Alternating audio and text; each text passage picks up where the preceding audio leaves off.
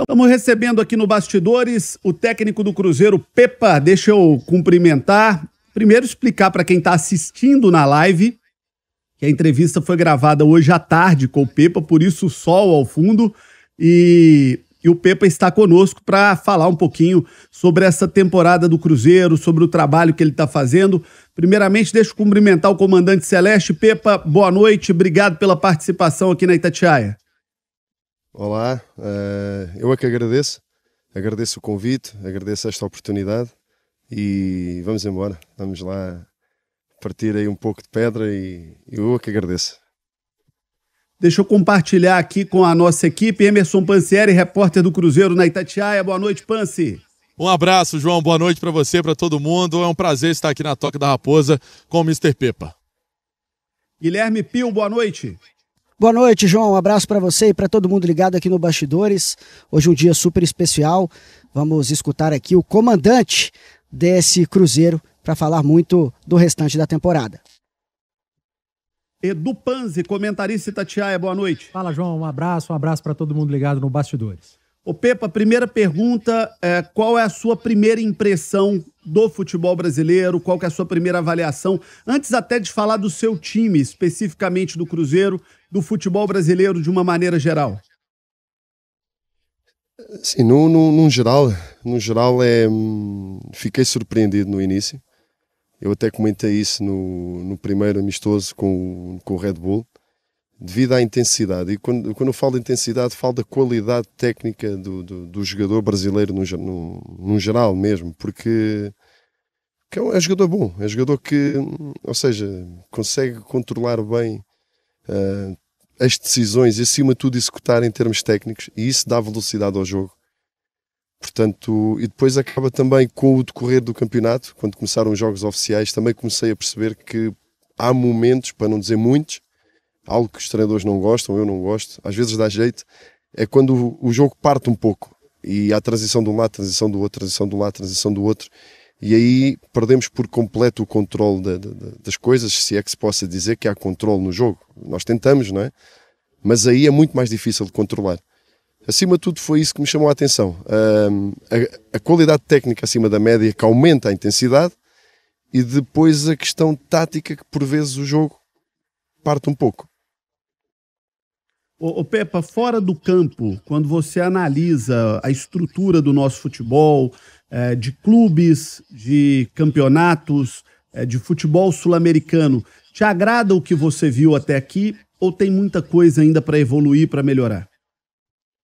Não, fora do campo, exato. Ainda há pouco a pergunta foi de questões relacionadas com os jogadores dentro de campo. Fora do campo também fiquei, ou estou a ficar, surpreso também pela positiva.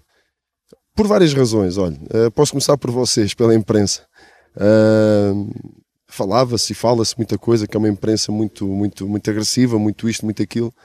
Eu não vejo as coisas dessa forma. Eu acho que quando há respeito, quando se respeitamos e damos-nos ao respeito, acho que do outro lado, neste caso, a imprensa, os jornalistas, os profissionais também sabem reconhecer esse respeito. Portanto, eu na vitória, na derrota, no Brasil ou na China, vou ter sempre esse respeito. Respeitar a crítica, respeitar as opiniões e dar sempre a minha. Portanto, nesse aspecto, fiquei surpreendido. Depois, a paixão, a intensidade com que todos, seja a imprensa, seja a torcida, seja os gandulas, é contagiante. É o país do futebol, não é? Para mim, fala-se muito, nasceu aqui e acolá, mas não há como o Brasil, nesse aspecto não há. E depois a organização dos jogos. Portanto, é um campeonato, é um país gigante, enorme, não é? Onde poderiam surgir problemas logísticos graves. E a verdade é que eu não tenho visto isso. Tenho visto uma organização boa por parte da CBF. Em relação aos árbitros, também pensava que fossem piores, sinceramente. Há algumas decisões, há algumas situações que têm acontecido com alguma frequência que eu não concordo, não gosto e falo o que tenho a falar. Tento falar com eles, não gosto muito de vir para fora depois de estar-me a lamentar das coisas. Às vezes falta ali um pouco de abertura para o diálogo, mas isso é coisas que se vai construindo. Sinceramente, também penso que também na arbitragem há espaço para continuar a crescer, mas também há bons profissionais. Depois, o que é que posso falar mais? já penso que está um pouco tudo. Está a torcida, está a imprensa, está os árbitros, está a qualidade dos jogadores, já falei. Em termos de logística do jogo, também tudo muito planeado, tudo antecipado, tudo, portanto, num geral, muito positivo. Vamos começar a girar aqui com os nossos colegas. Primeiro você, o Emerson Pansieri, que acompanha o dia a dia do Cruzeiro, viaja o Brasil inteiro. Onde o Cruzeiro vai, você tá junto. Eu queria a sua primeira pergunta para o comandante Celeste. Ô João, essa nossa missão, né, da Itatiaia tá sempre lado a lado do Cruzeiro, né? Onde o Cruzeiro jogar, a Itatiaia tá lá. Pepa, eu queria que você explicasse um pouco sobre essa pausa, essa data FIFA, o quanto que ela muda ou ela altera o seu plano de trabalho com a comissão técnica. Como que está sendo esse início, né, esse retorno dos atletas, pensando na retomada do jogo contra o Fortaleza? É o que é mais carga de técnica, treino físico, para introduzir quando a parte tática, pensando em alguma questão de mudança, de alteração para a partida do Fortaleza? Acima de tudo, nós tentamos rentabilizar e aproveitar ao máximo este tipo de paragens. Foi importante também ter dado um reset, ter dado umas folgas, dias de folgas aos jogadores, por tudo. Porque a densidade, e nós nem estamos na Libertadores nem na Sul-América, mas mesmo assim sentimos essa dificuldade de jogo. E depois aconteceu-nos também aqui duas situações que estamos a pagar um pouco por isso, não em termos exibicionais, mas em termos de uma maior consistência. Foi o que aconteceu com o Richard, mas sei que já lá vamos, se calhar, não é? O Richard, o Bilu, o Ramiro, a própria lesão do Vital ali durante 3 jogos, um quarto que estava de regresso, e isso condicionou-nos um pouco. Foi importante também estes dias para limpar um pouco a cabeça. Agora estamos ao fim e ao cabo a encher o tanque outra vez, não só em termos físicos e técnicos, mas também muito de aspectos que muitas vezes com a densidade de jogos fica difícil treinar, porque é muito pouco tempo para treinar, e uma equipa que seja de trabalho como a nossa precisa treinar. Nós vivemos muito do treino, porque nós não nos agarramos muito ao individual, ao virtuosismo técnico, a um jogador ou outro que resolva sozinho. Nós agarramos-nos ao coletivo, e o coletivo precisa de trabalho. E, portanto, estes dias de semanas limpas, cheias, como se diz aqui, para nós é muito positivo, porque aí está, somos uma equipa de trabalho, como eu disse. O campo é diferente do vídeo, né, professor? O campo, dar o treino no campo é diferente de ficar só mostrando no vídeo. Nós temos que nos adaptar, e nisso também tem sido fantásticos na interpretação que têm do jogo. Houve um jogo que nós viemos, por exemplo, do Grêmio, e foi muito com o vídeo. Aquela pressão, por exemplo, que estávamos a fazer com o Olisson e com o Gilberto, isto foi praticamente, fomos ao campo um pouquinho e muito de análise teórica de vídeo, e interpretaram muito bem. Houve outro, por exemplo, aí está, por isso é que nós acreditamos muito no trabalho, que não correu tão bem o jogo, onde tínhamos pouca amostra do Cuiabá. Por exemplo, eles tinham mudado de treinador, estávamos um pouco às escuras como é que eles iriam se apresentar, como é que iriam jogar. Não justifica tudo, mas na minha opinião, nestes jogos todos que já fizemos, para mim foi o menos conseguido, independentemente do resultado, porque já tivemos resultados negativos onde a prestação foi muito boa, mas ali sentimos, aí está, é tal falta do treino no campo que para nós faz muita diferença. Guilherme Pio, sua pergunta para o professor Pepa. Vamos lá, Pepa, você ganha um tempo para trabalhar, e a diretoria também ganha esse tempo para, quem sabe, em segundo semestre, reforços já na abertura da janela de transferências. Como é que tem sido essa conversa sua com o departamento de futebol? Você já fez alguma solicitação de algumas peças específicas? Você chegou a citar aí o Richard, o Ramiro, o Bilu. Você perdeu 3 jogadores que jogavam constantemente com você. Como é que tem sido essas conversas? Tem sido uma forma... não em cima do joelho, não a correr, não no desespero. Isso é sinal que estamos todos em sintonia e a trabalhar. Não é porque vai abrir a janela de mercado daqui a 2 semanas. Não, é algo que já lá atrás identificamos, não é? A partir do momento em que cheguei, sempre em conversa, sempre em sintonia, sempre nesse trabalho de uma avaliação interna, para depois tomarmos as decisões e não serem decisões tomadas de impulso. algo que nós identificamos que possa ser preciso e está a ser trabalhado com calma e depois no seu devido tempo as coisas vão acontecer. O Edu Panzi, comentarista Itatiaia, qual que é a sua primeira pergunta para o técnico Pepa? Vamos lá, um abraço, Pepa. Prazer recebê-lo aqui na Rádio Itatiaia. Você falou agora há pouco em falta de tempo para trabalhar no futebol brasileiro, né? Um calendário muito apertado, falta das semanas cheias. E eu queria saber, eu acho que são até assuntos que se ligam, o tamanho das ausências de Richard e Ramiro, porque eles passaram a ficar ausentes justamente nesse período que o Cruzeiro teve uma grande sequência de jogos. E, coincidentemente, são 8 jogos desde aquele jogo contra o Fluminense e o Cruzeiro apenas uma vitória sem Ramiro e Richard. Qual que é o tamanho dessas duas ausências para essa sequência de maus resultados, nem tanto mau desempenho? Concordo. E mais uma vez, boa tarde aqui, quando for fora, boa noite. Mas concordo com essa pergunta, ou essa análise, porque aqui não é estar a passar as coisas ou passar a responsabilidade só para a questão da ausência do Ramiro e do Richard. Agora a verdade é que coincidiu com uma série ou com uma sequência as exibições até se mantiveram a um bom nível, mas as vitórias não surgiram com a frequência que estavam a surgir. Claro que para ganharmos, vamos estar sempre mais próximos de ganhar quando jogamos bem. Isso aí penso que é unânime. Agora que nós sentimos essas ausências, sentimos. E coincidiu com a tal densidade de jogos, com o pouco tempo para treinar. Mas aqui é o que eu digo muitas vezes. A confiança é total em todos.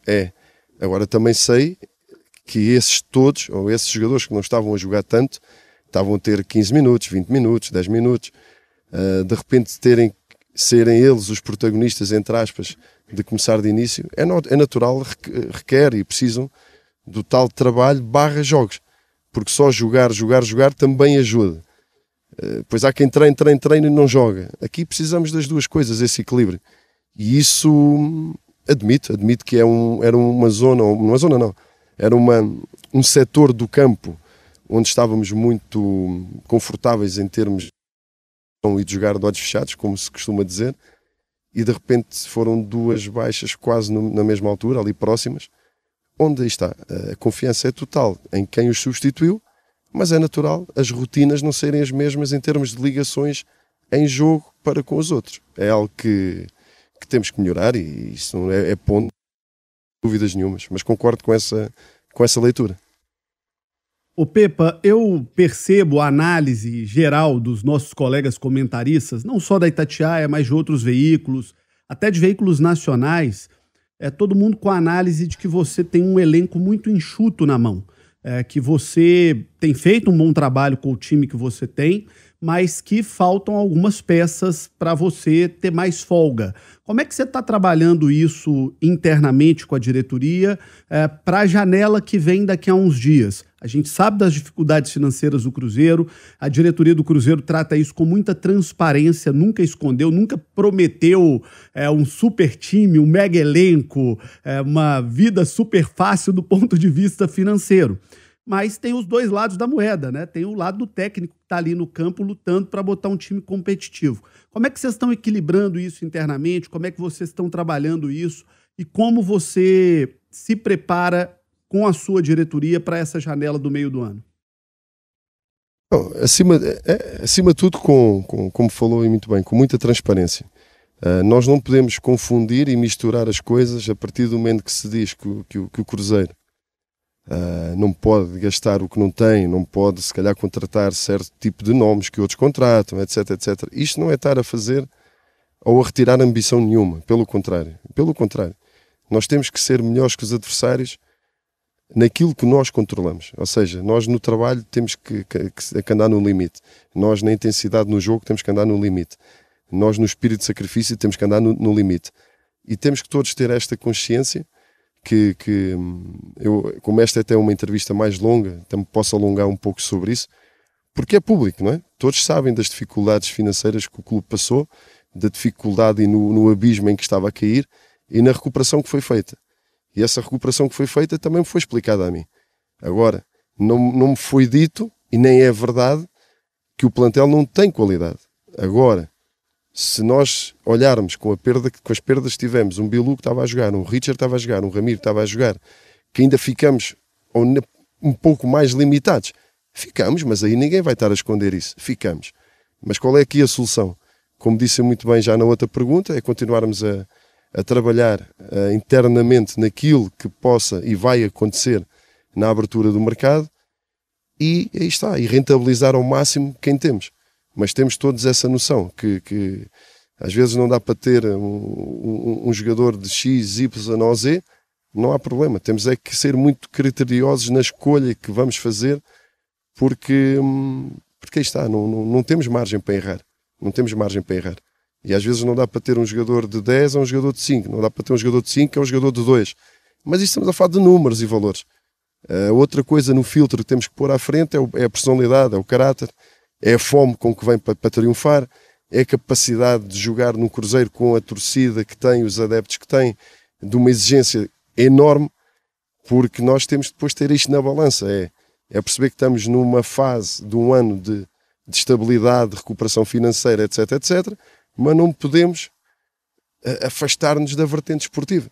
Portanto, é muito por aí e agarrar-nos muito mais àquilo que controlamos e não esperar que apareçam aí jogadores que possam resolver sozinhos. Vamos para mais um giro com a nossa equipe. O Guilherme Pio, sua pergunta aí para o Pepa.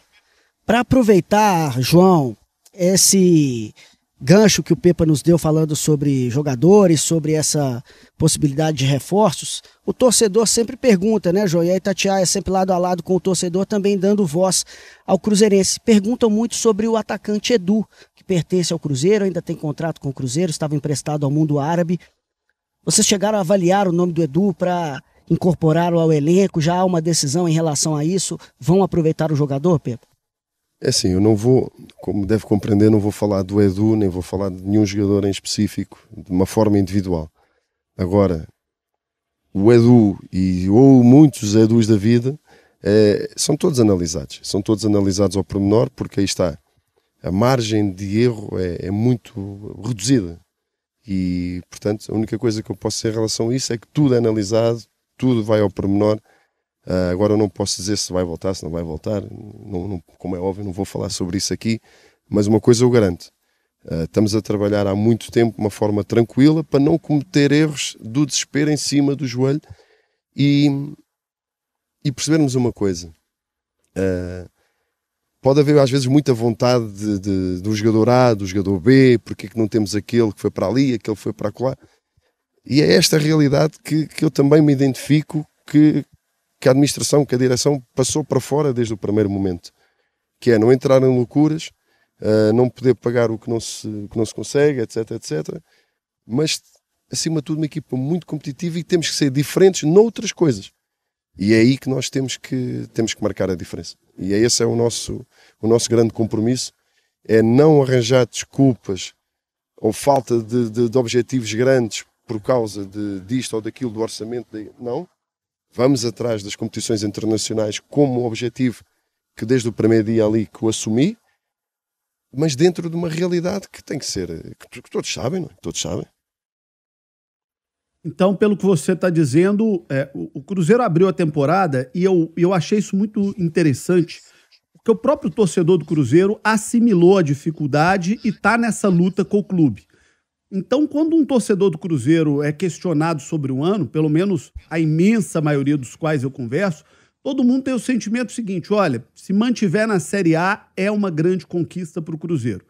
O Pepa está dizendo o seguinte: queremos ficar na Série A, mas o meu objetivo da porta para dentro vai além disso. Eu quero buscar uma vaga numa competição sul-americana. O objetivo é muito claro, e não tenho problemas nenhuns em reconhecer que falhamos um deles, que foi na Copa do Brasil. Agora, isto vale o que vale. Fomos melhores que o Grêmio na ida e na volta. O que conta aqui é o resultado, eu sei disso, o que conta é o mata-mata. Mas saímos com essa frustração e com essa leveza. Opa, dentro do campo, naquilo que jogamos, naquilo que criamos, em tudo fomos melhores, mas caímos de pé. Em relação ao campeonato, não mudo uma vírgula, não mudo nada em relação àquilo que falei no primeiro dia. Todos sabemos que o objetivo principal, sabemos qual é, mas aí está, é olhar para cima. É Libertadores, lutar por tudo nesse grupo, não dando Libertadores, estamos cá para depois para a outra competição internacional, que é sul-americana, mas o objetivo é muito claro e não nos vamos desviar disso por nada, por nada. Ô Pansieri, sua pergunta para o Pepa. Pepa, sobre os garotos, porque muito também se pergunta, mas como é que vai ser essa utilização dessa garotada no Cruzeiro, né, que aqui chama dos crias da toca, né? Exato. Como que vai ser isso? A gente sabe que o Stênio, você vem dando mais chance, mas aí, por exemplo, tem o garoto Daniel Júnior, tem agora o Robert, né, que você levou para a Bahia, para esse duelo contra o Bahia, foi a primeira vez que ele foi relacionado, e as informações que a gente tem, é até legal estar aqui com você, se elas correspondem, parece que ele está indo bem nos treinos, tem uma condução de bola legal, velocidade, enfim, tem os zagueiros, o Juan Santos, que é um zagueiro jovem, tem uma turma esperando essa chance. Como é que você pensa a utilização dessa molecada, dos crias da toca, no time profissional do Cruzeiro, professor? Com muito carinho e, acima de tudo, responsabilidade. Porque isto é fácil, às vezes, lançar as crias, não é? Lançar, como disse, só por lançar. Mas não, isto não é só por lançar. Isto é para dar sequência, para dar estabilidade também, confiança. Se for só meter por meter, isso não faz sentido. Agora é como tudo, é preciso o futebol profissional. Estamos a falar de uma Série A, estamos a falar de um nível muito alto, estamos a falar de alguns anos na Série B, onde a diferença é muito grande em relação ao Cruzeiro e às outras equipas, aos outros times. Esta é a realidade e temos que olhar para ela. E temos que perceber também que estamos a falar agora da excelência do futebol brasileiro, estamos a falar da Série A. Eu não estou a dizer com isto que um ou outro já não pudesse ter até um pouco mais minutos. Mas estamos a ver, por exemplo, agora a utilização um pouco com mais frequência de um Stênio, se calhar agora, não estava a ter tanto no início. O Robert, como falou, está há poucos, mas já estava a ser avaliado e analisado de uma forma muito exaustiva por toda a comissão técnica. Agora, há coisas que nós temos também que ter alguma paciência e tempo, porque nem todos vão vingar logo no primeiro ano ou no primeiro semestre, e cabe-nos a nós também criar essa estabilidade, essa confiança, para quando vão lá para dentro, vão entrosados e vão seguros daquilo que estão a fazer, não andarmos aqui a lançar por lançar para os números porque fica bonito, ou só para aparecer, para ser mais valorizado. Não, nós queremos dar mesmo essa continuidade para fazer a mesma carreira, para vingar mesmo no Cruzeiro e na Série A. Portanto, é um trabalho que demora, mas é preciso também percebermos o nível em que estamos. O nível da Série A é o nível mais alto que há. Portanto, é preciso também ter esta paciência e perceber da dificuldade que há e do tempo que eles também precisam para irem jogando, não é? Edu Panzi, sua pergunta para o Pepa. Ô Pepa, vamos voltar para o campo, né, para as 4 linhas. O Cruzeiro nos jogos, desde que você chegou, mostra uma eficiência muito grande com a bola pelo lado esquerdo, né, um dos times que tem maior força pelo lado esquerdo, com o Marlon, Bruno Rodrigues, o próprio Vital, mas sofre muitos gols por esse lado também. Parece um time mais equilibrado pela esquerda com a bola e menos um pouco sem a bola. Vocês chegaram a fazer essa leitura, porque nos últimos 2 jogos, coincidentemente, o Cruzeiro não tomou gol por esse lado. Foi essa a leitura da comissão técnica? Houve ali uma correção? Acima de tudo, onde nós sentimos uma maior dificuldade, muito sinceramente, nos últimos jogos, e isto não é estar mais uma vez a falar aqui do Richard ou não, mas nós éramos uma equipa que não estávamos a permitir, ou raramente permitíamos, transições ofensivas dos adversários.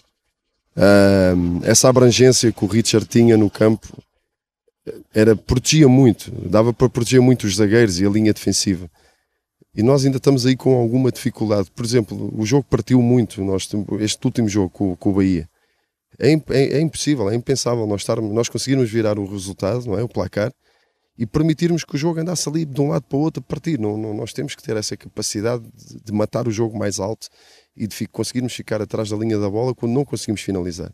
E permitimos esse espaço, esse tempo para executar, para correr, e isso não foi benéfico para nós. Agora, essa dinâmica do lado esquerdo, concordo que com bola ficou desde o início muito mais visível e vincada pela frequência com que o Marlon, o Bruno e o Vital jogavam.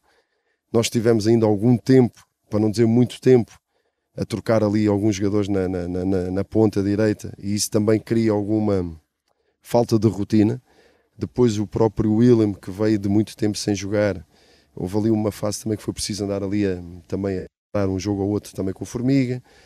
Portanto, e depois foi o que aconteceu com aquilo do Ramiro, do Richard, e portanto houve aqui várias coisas que nos obriga, que é as tais rotinas que nós temos em treino, mas quando estamos em jogo é completamente diferente.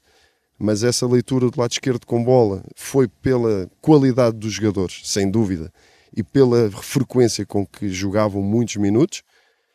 Defensivamente, também temos que perceber que houve ali uma fase que há tal liberdade. Nós podemos nos lembrar de um golo do William para o Marlon, cruzamento lateral para lateral, porque nós damos muita liberdade, principalmente aos nossos laterais, para se envolverem muito no processo ofensivo, e o Marlon tem essa capacidade. Temos que ver que o nosso meia esquerdo é mais ofensivo que o meia direito, portanto é natural o Vital não ter tantas características de equilibrar a equipa e de baixar, e o Bruno também é um jogador muito agudo, muito vertical, portanto é natural que desse lado esquerdo, na transição, nos crie mais problemas. Problemas esses que deveriam ser resolvidos, aí está, pelo nosso volante, neste caso o jogador número 5, que com as alterações que tivemos, não temos ainda aquele jogador com aquelas características específicas, mas estamos a trabalhar para que melhorem isso. Por exemplo, um Ian, um Neto, um Machado, são melhores com bola do que a relação com bola do que o Richard, por exemplo. Mas o Richard sem bola tinha uma abrangência defensiva muito maior. O Jussa sem bola já consegue fazer isso que o Richard tem, mas depois na relação com bola não tem tanto como... Portanto, é este equilíbrio que nós temos que melhorar e encontrar. Ô Pepa, falando de equilíbrio, o seu time é um time que produz muito, que cria um volume grande. O Edu Panzi disse isso agora há pouco, eu concordo com ele, e você também disse a respeito do enfrentamento com o Grêmio. O Cruzeiro muitas vezes é melhor, mas não sai com o resultado positivo porque não conseguiu finalizar bem. Como se corrige um problema como esse, de um time que cria muito, que gera muito volume, mas que não está conseguindo transformar isso em gols? Essa é uma questão muito, muito pertinente, muito visível, está a olhos vistos de toda a gente, não é? Todo mundo. Mas não é fácil de resolver, não é? É que se fosse fácil de resolver, nós estávamos no top 3 da classificação, mas estávamos mesmo. Mesmo com isto tudo, mesmo com estas lesões, mesmo com o orçamento um dos mais baixos, nós estávamos lá no top 3. E não estamos porque vamos nos lembrar se calhar de vários pontos perdidos por aí, que estamos a ter, onde fomos completamente superiores. Agora, há aqui vários fatores. Eu encontro vários. É alguma tranquilidade no último terço. Não nos precipitarmos, não sentir o peso da camisa, se é que há esse peso.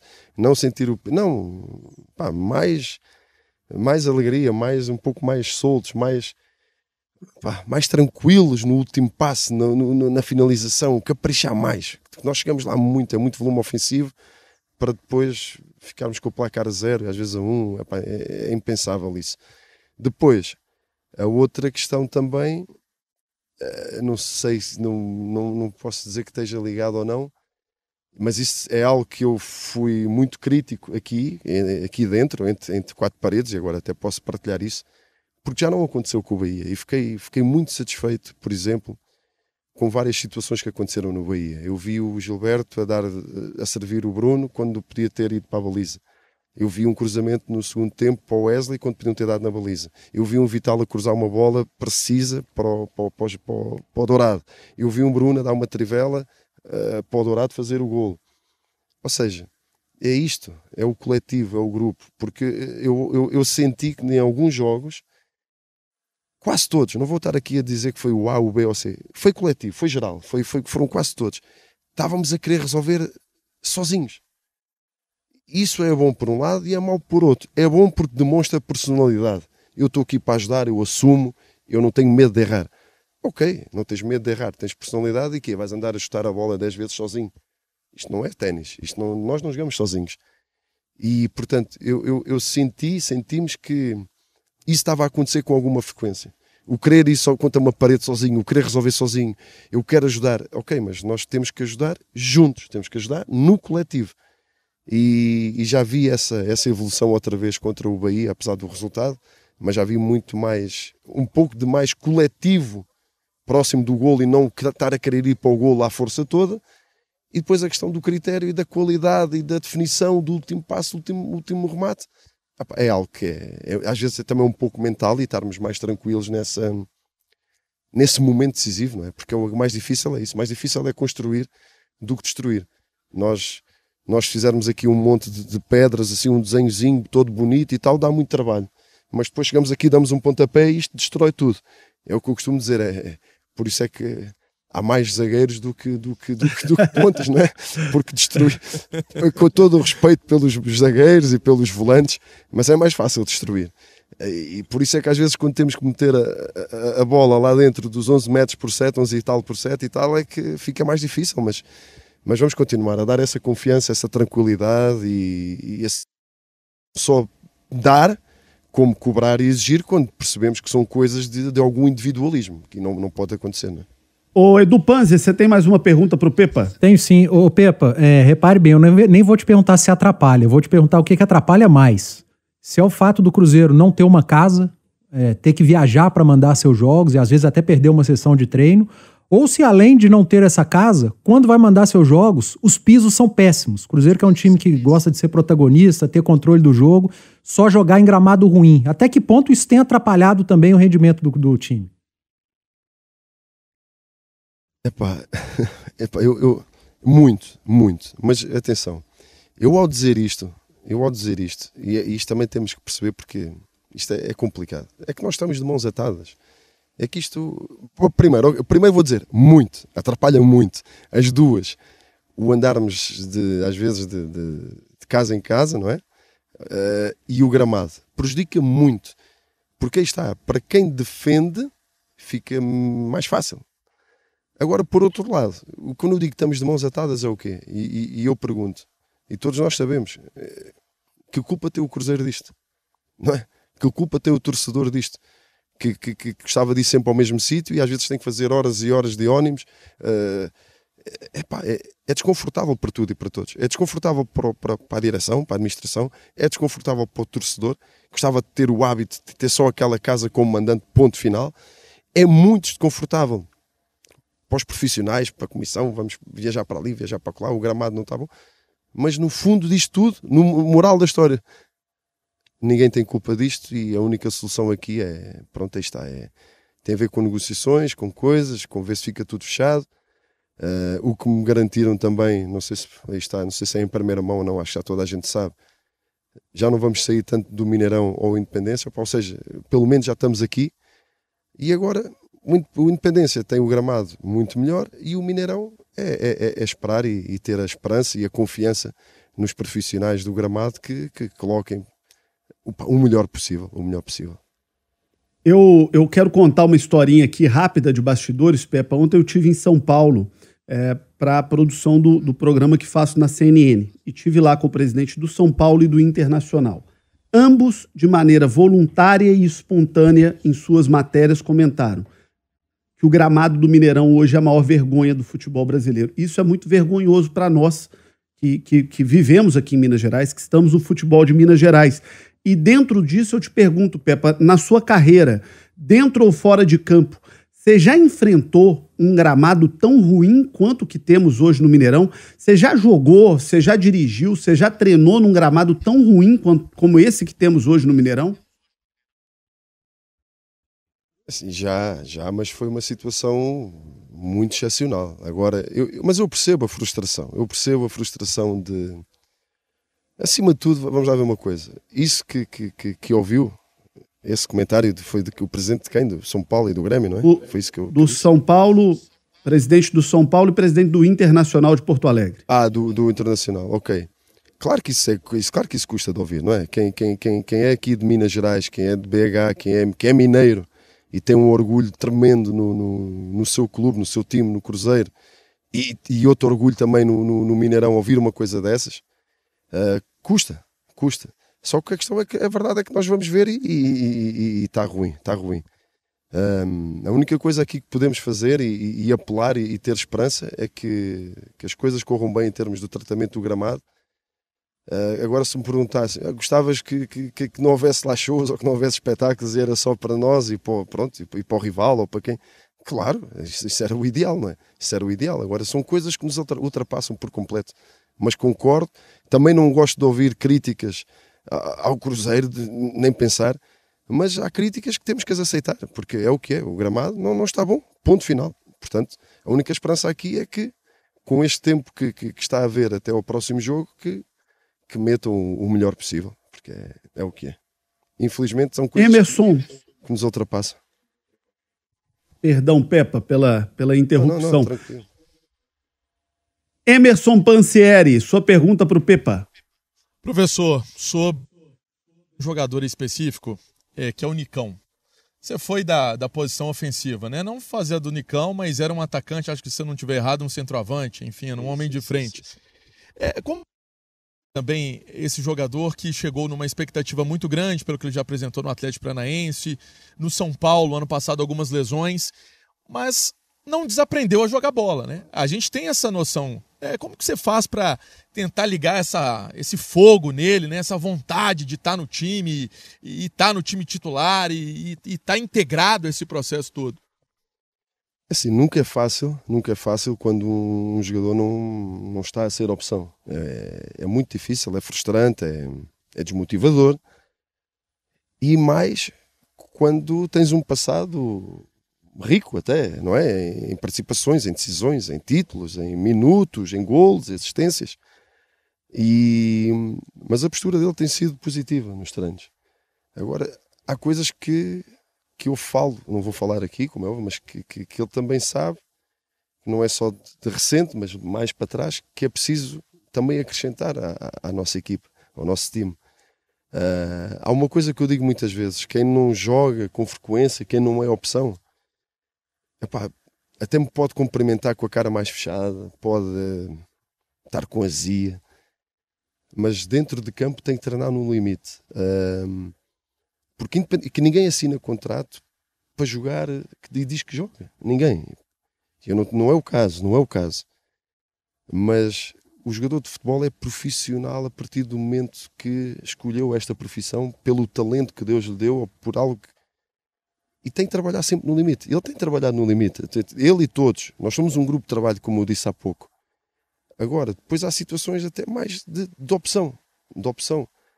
E quando é essas questões de opção, eu também faço questão de explicar a quem não joga o porquê de não jogar e o que é que tem que fazer mais para poder jogar. E esse mais começa no treino. Aí está. Que é para também dar o conforto a quem seleciona e a quem toma uma decisão de vai entrar um Stênio ou vai entrar um Nicão.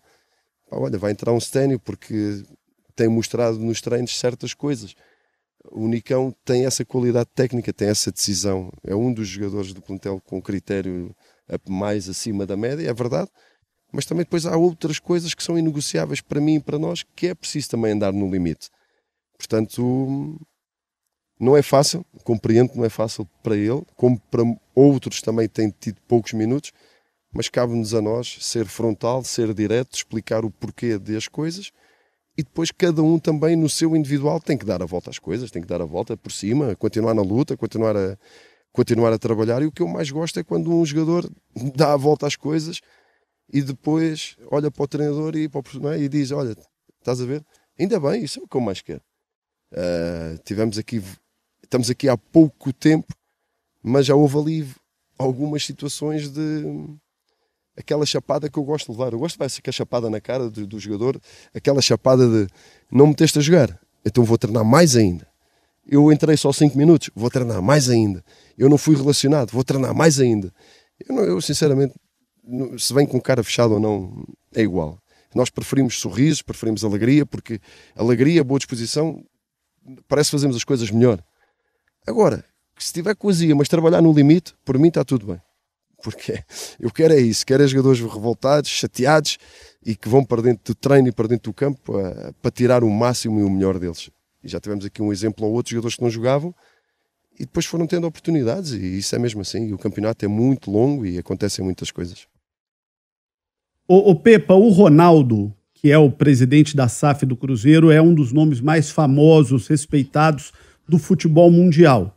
Aonde o Ronaldo chega, o mundo para.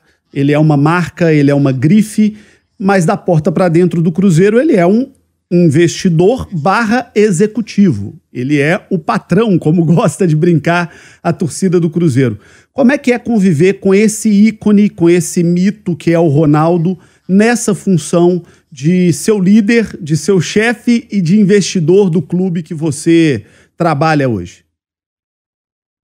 É um orgulho, é uma aprendizagem e é tremendo, por várias razões. Primeiro, por tudo o que falou, que eu concordo a 100%, que eu também sou, agora diferente, não é? Mas era o meu ídolo, era o jogador que eu gostei muito do Van Basten, mas quando o Ronaldo apareceu, fiquei vidrado, era fanzaço. Aqui o Ronaldo só demonstra a grande inteligência que ele tem, porque pela equipa que tem à volta dele. Eu não estou a dizer com isto mas para ele ter a equipa que tem, é porque ele foi. E quando eu digo da equipa que tem, não estou a falar não é a comissão técnica, não é o. Não, eu estou a falar das pessoas, da decisão, seja o vice-presidente disto, o vice-presidente daquilo, ou de marketing, ou de desportivo, ou de direito, ou de comunicação, ou seja, aquela equipa, aquele núcleo duro que está à volta dele é muito competente, é muito transparente, é muito pão, queijo, trabalho. E eu identifico-me muito com isso.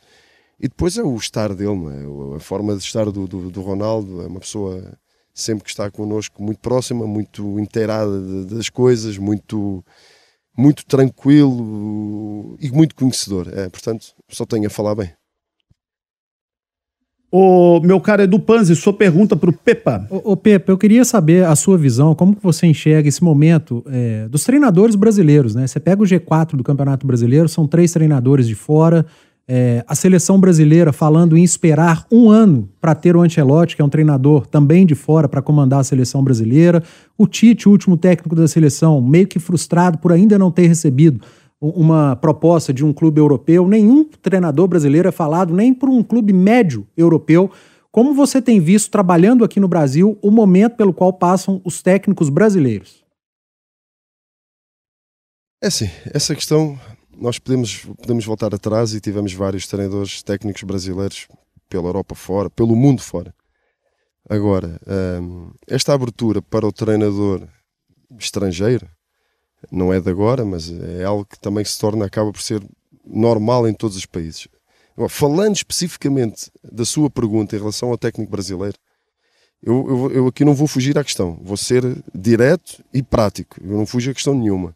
Agora, eu não partilho muito, eu não tenho muito contacto, muita relação com os técnicos principais brasileiros. Eu não tenho.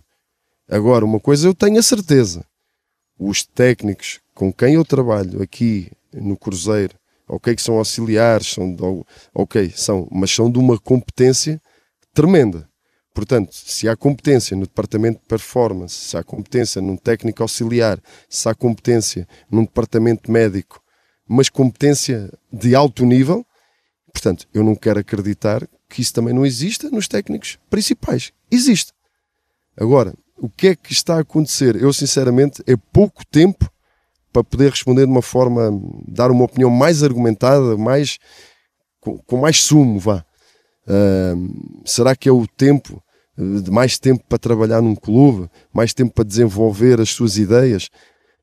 Será que parou um pouco as formações, o UEFA Pro, etc., que é sempre algo que ajuda no desenvolvimento e na formação dos treinadores?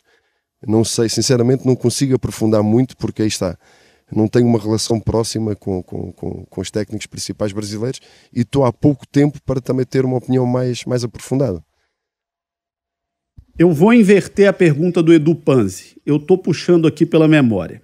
Abel no Palmeiras, Pepa no Cruzeiro, o Ivo Ferreira, Cuiabá, o Pedro Caixinha no Red Bull, o Renato Paiva no Bahia, o Antônio Oliveira no Curitiba, o Luiz Castro no Botafogo, foram os que eu consegui me lembrar que estão ou passaram recentemente aí pelo futebol brasileiro, técnicos portugueses.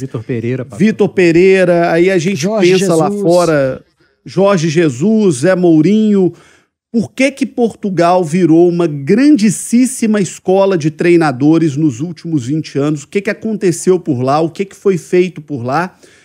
O que vocês têm de tão especial que estão ocupando com muito mérito e com muita competência esse espaço tão grande no Brasil e lá fora também? Pronto, essa foi uma boa... Meteram-me aquela rasteira sem fazer falta. Foram à volta e fizeram a pergunta. Não, mas muito bem. Foi do estilo. Então, não tens profundidade para falar, então pega esta casca de banana. Não, mas não, de jeito nenhum. Não é uma valorização, um reconhecimento, viu, Pepa? De verdade. Não, estou a brincar. Não, estou a brincar. Mas eu aí já posso falar, porque eu aí já tenho conhecimento. Então vou tentar explicar o que é que, na minha opinião, o que é que aconteceu. Para mim houve dois determinantes. Eu costumo brincar um pouco, às vezes na cronologia das coisas nós dizemos o antes de e o depois de, não é? Nós até na nossa história, quem é religioso, cristão, seja o que for, há o antes de Cristo e o depois de Cristo, não é? Por exemplo, Sim. No futebol, o que é que alterou muito nas regras básicas do futebol 11? Na minha opinião, foi o atraso ao goleiro não ser permitido ele agarrar a bola com as mãos dentro da área. Ou seja, o futebol ficou muito mais rápido, houve muito mais golos, mais intensidade. Quem se lembra do futebol em que um zagueiro passava a bola para dentro da área e o guarda-redes, o goleiro, agarrava a bola, depois ia outra vez no zagueiro, passava para trás, agarrava a bola. Epá, isto não existe. Isto hoje em dia é algo que... Quem cresceu com o futebol atual ouve esta regra e diz assim, então como é que se jogava? É impensável. E onde é que houve o nosso... Agora vou à questão. Onde é que houve o nosso antes de Cristo e depois de Cristo em Portugal? Houve duas marcas ali muito importantes. Foi o professor Carlos Queiroz, foi marcante em termos de... na revolução que ele criou, em termos teóricos, em termos de aprendizagem, da metodologia de treino, da metodologia de trabalho, na forma como os cursos foram direcionados e muito exigentes, muito meticulosos. Eu posso dizer, por exemplo, eu para ter o UEFA Pro, nós temos um outro curso à margem desse, que é chama-se lá que é do IPDJ, para o desporto, é algo também que eu sinceramente, é tanto curso, é tanta hora, é tanta formação. Agora, isso depois também se vai colher mais tarde, não é? Porque os formadores também são muito bons, muito exigentes em Portugal. É algo que alguns treinadores estrangeiros já frequentam também os cursos em Portugal para ter esse conhecimento e essa sabedoria. Essa é uma questão. Foi o professor Carlos Queiroz, foi determinante nos anos 80 na evolução e no subir nos degraus do conhecimento e da organização metodológica.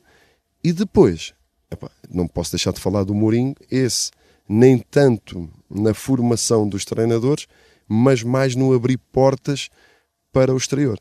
Porque o Mourinho, quando sai do Futebol Clube do Porto e vai para o Chelsea, depois continua a ganhar por aí fora e por onde passou, pronto, acabou por ser também um pouco o abre-latas português, não é? O abre-mundos, não é? Foi o Pedro Álvares Cabral dos treinadores, em termos de abrir portas dos treinadores portugueses. Portanto, para mim, dois momentos marcantes. José Mourinho, quando sai de Portugal e começa a desbravar, e o professor Carlos Queiroz com a reformulação total da Federação Portuguesa de Futebol em relação aos cursos de treinador. Entrevista maravilhosa com o Pepa, um espetáculo de inteligência, de conhecimento e de facilidade para se expressar. Você, Guilherme Pio, vai ter o privilégio de fazer a última pergunta da entrevista para ele, porque infelizmente o nosso tempo está chegando ao final. Então, Guilherme Pio, a última pergunta é sua. Opa, se você quiser ficar mais, a gente continua, podemos? A gente vai, né, João? Obrigado pela oportunidade, João. Eu não poderia deixar de tratar desse tema, porque por mais que o Pepa disse que não tem um convívio, uma ligação com os técnicos brasileiros, eu acredito que com esse ele tem sim, até porque ele fez uma história muito bonita em Portugal. Estou falando do Felipão para nós, Scolari para vocês. O Scolari está praticamente aqui voltando para Minas Gerais, mas para trabalhar no seu rival, o Atlético. Queria que você falasse desse possível encontro com o Scolari, o que o Scolari representou também, o que representa essa chegada do Scolari para ficar aqui em Minas Gerais também, uma possibilidade de enfrentá-lo no futuro. Pronto, se voltou, se vai voltar, aí não sei. Pronto, mas para estar a dizer isso é porque deve ser quase certo, mas pronto, isso aí não sei. Agora, em relação ao Scolari, aquilo que fez em Portugal, por Portugal, pela seleção portuguesa, ele trouxe mentalidade vencedora, carisma, conseguiu unir e pôr todo o povo com aquela paixão tão característica do Brasil, atrás da canarinha, atrás de torcer pelo seu time, porque aqui nós em Portugal temos muito, às vezes há cidades, não é? A cidade e tal, mas torcem por um grande, ou pelo Benfica, ou pelo Porto, ou pelo Sporting. E aqui há muito. Nós ainda agora fomos ao Bahia e estava o estádio estava quase cheio, lá a torcer e muito pelo Bahia. Ou seja, aqui os estados, as cidades agarram muito o seu time. E o Scolari em Portugal conseguiu trazer muito essa mística de carisma, de paixão. Portanto, nós, os portugueses, estão eternamente gratos por tudo aquilo que ele fez pela seleção portuguesa. E vê-lo, ou voltar a vê-lo, depois de dizer que tinha encerrado a carreira, e se ele realmente voltar para o ativo, eu penso que temos todos a ganhar com isso. Todos, quem gosta do futebol, porque aí está, é um treinador que dispensa apresentações e os bons são sempre bem-vindos. Ô Pansieri, você protestou aqui no WhatsApp, eu vou te dar a oportunidade então, Pansieri. Já que o Pepa teve a gentileza de dar mais uns minutinhos, pode fazer aí sua última pergunta para ele, viu? Eu agradeço ao Pepa, agradeço também a assessoria de imprensa do Cruzeiro, que está aqui, né, todo mundo trabalhando, Bruno, Estevão. Pepa, você falou do prejuízo, né, do time sem o Richard, do prejuízo sem o Ramiro. O que seria um prejuízo do Cruzeiro já que o assunto era Portugal, sem um jogador que estava em Portugal recentemente, que é o Bruno Rodrigues? O que seria trabalhar sem ele aí num futuro para frente, no futuro dos próximos meses, melhor dizendo? Assim, seria normal. O Cruzeiro não é o Cruzeiro, é o Cruzeiro. O Cruzeiro não é o Bruno, nem o Marlon, nem o Richard, nem o Ramiro, com todo o respeito. Eu, quando falo de um Richard, de um Ramiro e de um Bilu, atenção, não é estar aqui a lamentar nem estar a esconder os problemas pela falta desses jogadores. Não é isso. É um facto, é uma realidade. Agora, se nós olharmos para quem tem jogado mais, eu não gosto de dizer titulares, não gosto muito dessa palavra, mas eu sei que é o que se usa. Mas se olharmos, se não tivermos um Bruno, que tem jogado praticamente quase sempre, não temos um Marlon, que tem jogado praticamente quase sempre, a minha resposta é, temos um Kaique, e temos um Stênio, e temos o outro Ala, e temos o Nicão, e temos o Dani, e temos por aí o Robert. Ou seja, eu percebo e reconheço a importância no coletivo, mas eu nunca vou colocar o individual à frente do coletivo. Nunca, nunca, nunca, nunca. Agora, o que me dá um gozo enorme, o prazer, é ver os jogadores no seu máximo, a evoluir, a crescer.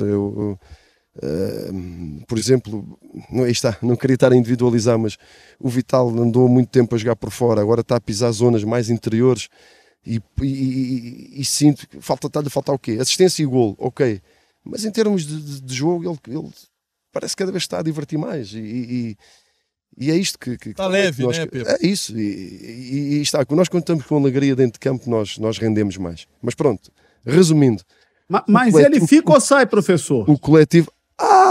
Então afinal a pergunta era essa. Então podem perguntar logo. Podia ter feito direto, né, professor?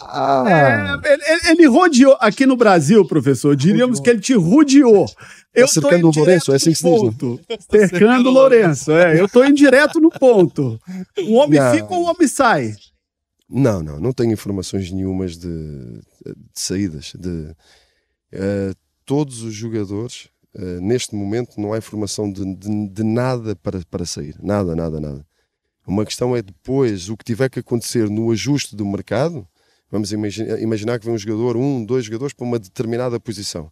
Se essa posição ficar com mais do que 2 jogadores, aí podemos fazer um ajuste ou outro para não ficarem sem jogar uma época inteira, porque os jogadores precisam de minutos. Às vezes é preferível ir fora para ter minutos, para voltar com outro tipo de bagagem, outro tipo de confiança, de minutos, de competição, que é mesmo assim. Agora, diretamente, não conto perder nenhum jogador neste momento dos que têm jogado mais. Professor, obrigado pela entrevista. Além de muito competente que você já está mostrando dentro de campo, você demonstra também uma capacidade de comunicação muito importante.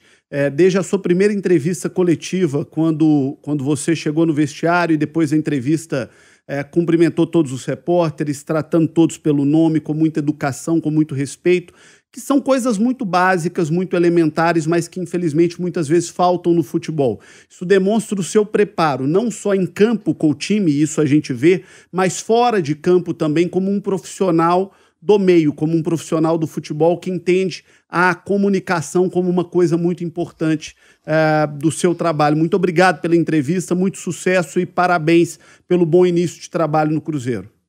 Eu é que agradeço e pronto, e aproveito para dar os parabéns também pelo vosso trabalho, pelo vosso programa, pela forma também com que, apaixonada, não vou dizer pelo Cruzeiro, se calhar não sei se são ou se posso dizer, não sei, mas acima de tudo apaixonada com que trabalham. E quando há paixão no trabalho, podemos concordar, não concordar, etc, mas dá gosto. Eu gosto de ver um jardineiro com paixão pelo jardim, gosto de ver um cameraman com paixão pelo que faz, gosto de ver um cozinheiro com paixão pelo que faz. Eu já disse, meu pai trabalhava no carro do lixo, mas tinha prazer em trabalhar no carro do lixo. Ou seja, se nós formos, se tivermos gosto naquilo que estamos a fazer, vamos ser muito mais competentes. E depois é respeitar-nos uns aos outros, porque nós queremos ganhar todos, mas no futebol há sempre 3 resultados. É a vitória, o empate e a derrota. Nós queremos ganhar sempre uma coisa. Não vamos ganhar sempre, não, mas vamos trabalhar sempre para que isso aconteça. E eu é que agradeço e um grande abraço. Um abraço, Pedro. Obrigado, professor. Um abraço.